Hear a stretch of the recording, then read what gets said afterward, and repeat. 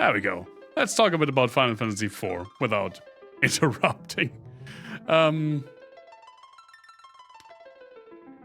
Final Fantasy IV is a special game for a lot of people. And I can see why. Let's dive a bit into the history and what I think of the first Super Nintendo Final Fantasy game. And probably for a lot of people around my age, at least when they're from the US, probably their first Final Fantasy. I could definitely see that being the case. Final Fantasy IV, let me turn that down in my ear just a tiny bit, was released in 1991 for the Super Famicom.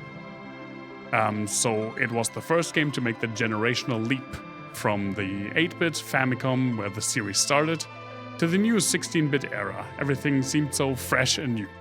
And as is often the case when a series jumps hardware to a newer one,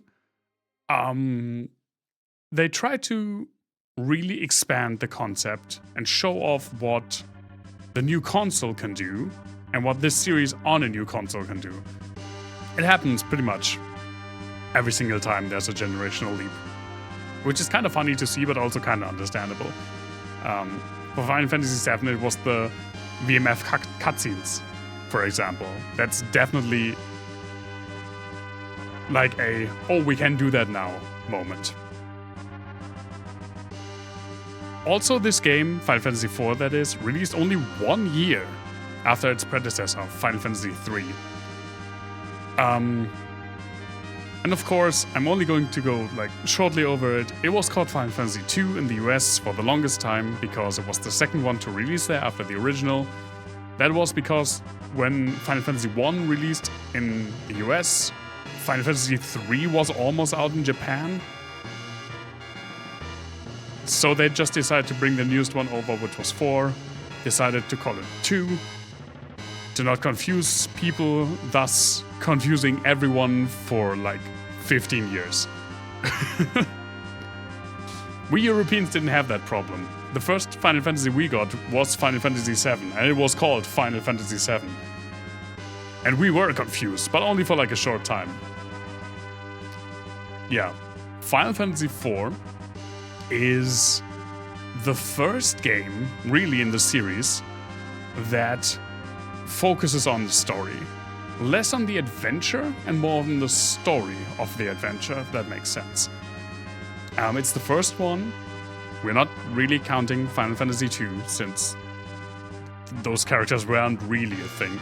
That has like predefined and preformed characters. You don't have... You can rename them, but you don't have these like blank slate characters that you can form any way you'd like in the other 3 games. Even in Final Fantasy II, even though they have like portraits and in theory like relationships, you can still like gameplay-wise form them how you like. Not in this game. Every character has a specific role. And by that they also decided to focus more on the personal stories of the characters, the connections and relationships of the characters, and give them all pretty much a personal stake in the overarching plot. I haven't yet gone into detail. I immediately forgot it again. I'm sorry. Spoiler warning, obviously, for Final Fantasy IV. I'm going to talk about spoilers. I'm going to talk about the story. It's a good game. So if you're interested, I don't wanna ruin that for you. Go play it. It's not actually that long, and I'd recommend playing it definitely. You have all of these different characters, and unlike Final Fantasy V and Final Fantasy VI, Final Fantasy V has a fixed party. You start the game with 4 characters, pretty much, and you end the game with, except for one exception, the same 4 characters. In Final Fantasy VI, you get a lot of characters, and you can, for the most part, swap them out of your party pretty freely, so you can mix and match and build your party as you want it. Final Fantasy IV the party switches based on the story. So characters leave and join your party when the game dictates it, which is a different approach to it. It's something that some games just do. It's not really. You can argue that it doesn't allow you like the freedom of building your character, but it also like has the advantage of allowing a more structured narrative, because during every scene where a character is important, the developers can make sure that that character is present. Grandia 2 does the same thing, and it's an amazing game. Gameplay-wise, Final Fantasy IV, again, already talked about how the characters have each unique roles. They are pretty much every one of them is pretty much like akin to a certain classic class. Like we have the protagonist, Cecile, who is a Dark Knight and who turns into a Paladin. We have Kain as a Dragoon. We have Rydia as a Summoner later on. Alright, keep on. Have a good trip home. And so these characters, they learn their abilities during leveling up. The main gameplay change, apart from that, is the active time battle system. This is the first game where it's from. It's still turn-based, like the same way that the games before it were. But there is this pretty big twist that turns don't come like one after the other anymore. Characters have a speed stat, and the speed stat fills a gauge. And when that gauge is full, you can take your turn. So characters with a higher speed stat can take actions more often. And that will be the like predominant battle system of the series, at least until 9. I actually have no idea what happens like from 10 onward, because I haven't played. I mean, 8 is the newest one that I've played. But it's definitely like the entire Super Nintendo and entire PlayStation 1 era, and maybe even beyond that, this is the battle system that is used. And it makes the fights more engaging. You can't really like lean back, because you always have to be on your toes when the gauges will be full. And you have to plan, especially like heals and like revives around that. Graphic-wise, and when it comes to music, obviously it's a new console. It's very early in the console's lifespan, which means that it's not as good looking and good sounding as it would be as like games that came out 5-6 years later during the end of the Super Nintendo lifespan. The same happens pretty much with every console. Developers get better at using the tools that they have, especially when it comes to cartridge-based consoles like the Super Nintendo. The cartridges themselves get different like microchips to help the processing of the game and make it run smoother and allow for more advanced graphics. The FX chip for like 3D rendering in Star Fox is the most prevalent example, but it's not the only one. And still, this is a step up from Final Fantasy III, which I still think looks amazing, mainly because the Super Nintendo could just handle that much more color than the Famicom. It's just immediately more colorful. Not necessarily even that much more detailed, even though later games will be. But it's just such a vibrant color palette, and they really use that to the full advantage. Same with the Mode 7, which is the like scaling of sprites that the Super Nintendo is known for. Pretty much Mario Kart is just Mode 7. When the drivers pass you by and they like shrink or grow bigger. And they use that for like the overworld map, for like screen transitions, for a lot. Just, it's basically a way to show off. But again, this is a new console. They want to show off. The story is where I have story and characters, pretty much where I have my biggest issues with the game.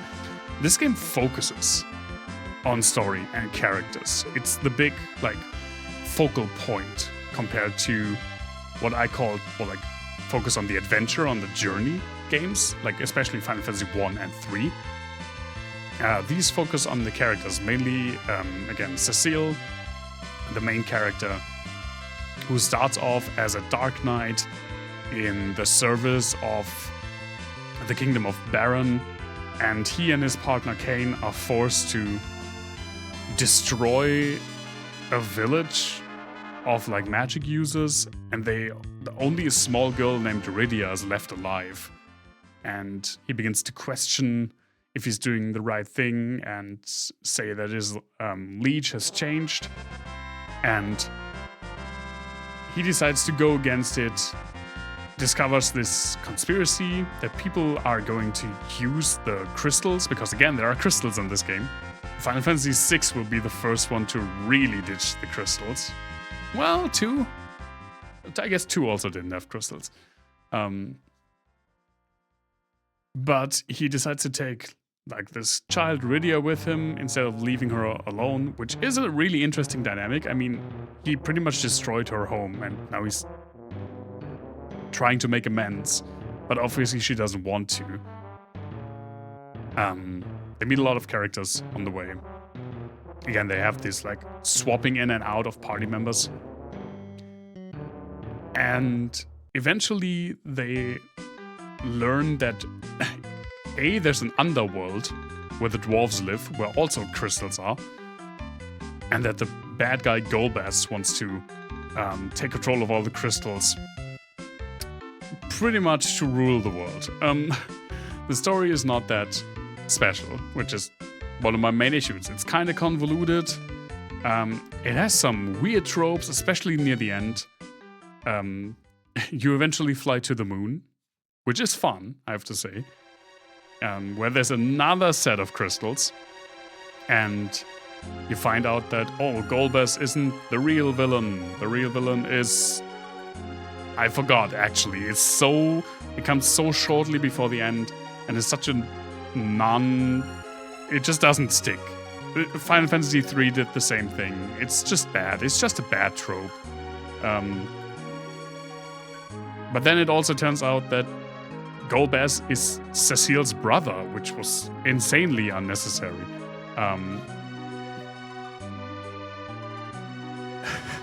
This game is the one that I remember the least of. I did check up on some things. Also what I said after I streamed it, because I did like a little 3-minute thing afterwards as well. The characters are very basic. In my opinion, the only cool character in this entire game, the only one I really care about is Rydia. Rydia has an interesting backstory, she has an interesting dynamic, especially early on with Cecile, because he destroyed her home, and because he burned her home, and she's technically like a black mage, at least in the beginning, she's afraid to use fire spells, because fire destroyed her home. And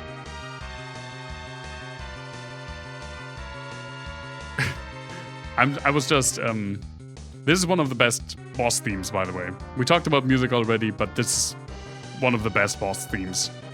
Otherwise, the music's pretty middle of the road, I'd say. It uses the Super Nintendo's advantages pretty well, but they aren't really my favorite tracks in the series and the soundtrack, except for the boss theme. This is one of the best.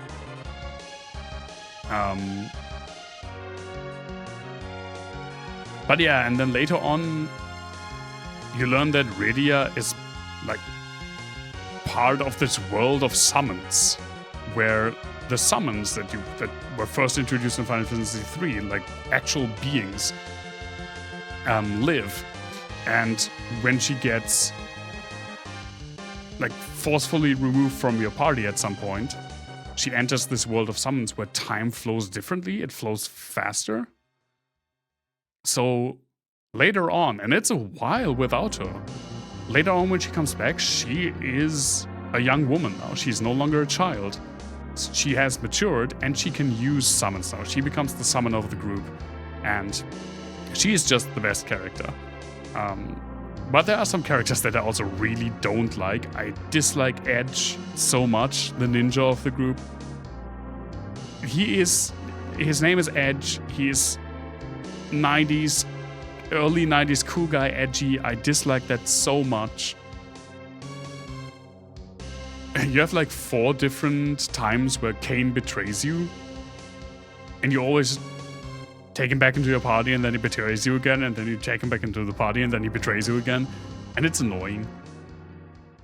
Also, there are a lot of fake-out deaths in this game, where Final Fantasy II was the opposite way, and it went way overboard with actually killing your party members.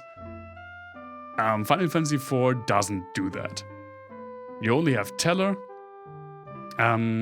which dies later on, but I mean, the other one I think you have 2 fake-outs for Sid, who is a party member now, which is kind of cool, and he has a great design. You have a fake-out at least for Yang. You have another one for Rydia again. You have one for Palom and Porom, who a lot of people also don't like. I don't mind them that much. They're just like kids. But yeah, you could really feel like that they were pushing the character struggles and the story, but they weren't quite there yet, in my opinion. And I personally think that while I personally like the story and the characters of 5, they're fine. The first time that Final Fantasy really had a great story and really had great characters was 6. And a great villain, for that matter. The villains were also always pretty stupid. Like Golbaz, who's a generic bad guy knight, and then it turns out he isn't even the villain, and some other thing is the villain, and again, it's stupid. A lot of people have a huge soft spot for this game. And when you see people talking online, like I'm trying to get into Final Fantasy, which one should I start? A lot of people recommend this game first. And I can see why, because this is a very baseline Final Fantasy. This embodies the like first phase of Final Fantasy that kind of lasted from Final Fantasy 1 to I guess 6. 6 is already kind of on the way to like the second part of what became of the series, I feel like. But when Final Fantasy were still like proper fantasy games, this is the like, in the best sense, the most basic one there is. It's the easiest to get into, definitely, because the gameplay is simple but engaging. The story is weird, but still, like it suffices. The characters do grab your attention, and they're, for the most part, okay. I just personally really hate Edge. I can. All of the other ones are fine. The big issue is that their character arcs are over way too soon. Like, Cecile faces his dark inner thoughts and becomes a paladin by like after the first third of the game, and then his character development's just done. Rydia overcomes a fear of fire, and then her character development is pretty much just done. The same for all of these characters. But it's still fun. Like, you can follow these characters. There's no crazy gimmick, like the job system, for example, in 5, which isn't a fantastic gameplay thing, but if you don't like that, you won't like the game. This Final Fantasy IV doesn't have anything like that could deter you. If you generally like fantasy stories and turn-based JRPGs, you will like this game. And I like it too. Just not as much as the other games in the series that I've played. Except for Final Fantasy II. Fuck Final Fantasy II. I personally can't see myself ever going back to this game, really. I don't see a point in replaying Final Fantasy IV when I can replay literally any other game. If I want gameplay, I'll play Final Fantasy V. If I want story and characters, I play Final Fantasy VI. And if I want to go on an adventure, I play Final Fantasy III. But I understand why a lot of people have a soft spot for this game. And I think this is a game that, in the best sense of the word, feels nostalgic for a lot of people. Nostalgia has become a bit of a bad word. And I can see why, because it tends to cloud your judgment. But nostalgia, at its core, I think, is a good thing if you understand what it means. Nostalgia can make you see things in a different light, which is an issue, but it can also make you appreciate current things that stem from what was before. That's kind of my 2 cents for Final Fantasy IV, if that makes sense. It's a fine game, and I highly recommend you play it. If you want to play one of the original 2D party-based 8 or 16-bit Final Fantasy games, heck, I might recommend Final Fantasy IV as well, depending on who you are as a person. But it's not my favorite. So much for that. This track is also kind of cool, by the way, Fabool. Let's, just for the end, let's put on the boss theme one more. This is the best thing that came out of this game, and they knew it because they used it in a lot of different games. So good. It's the melody line, it's just the melody line. Thank you so much for listening to my little rant about Final Fantasy IV. Next Sunday, we will talk about Final Fantasy V, which I'm really excited about.